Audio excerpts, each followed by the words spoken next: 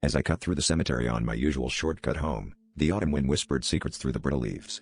It was a path I'd taken countless times, but today felt different, as if the shadows stretched a little longer and the cold had a bite that gnawed at my bones.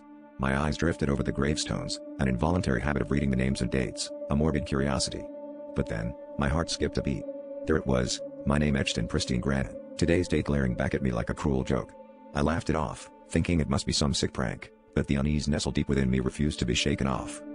The air around me felt electric, charged with an energy that crackled against my skin. I hurried home, trying to convince myself it was just a coincidence. But the feeling of being watched lingered, a weight pressing down on my shoulders.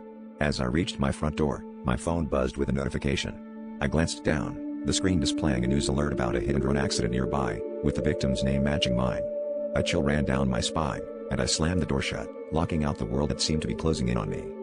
I spent the rest of the day in a state of paranoia, jumping at every sound, every shadow that flickered in the corner of my vision. That night, sleep was a distant memory, my mind replaying the events over and over.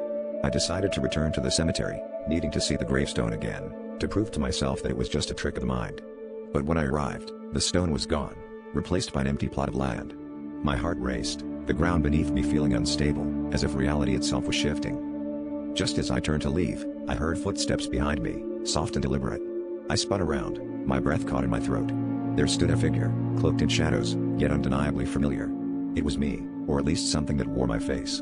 It smiled, a twisted reflection, and whispered in a voice that echoed like an ancient dirge, "The grave awaits the living." In that moment, I understood that the gravestone wasn't a warning, it was a promise.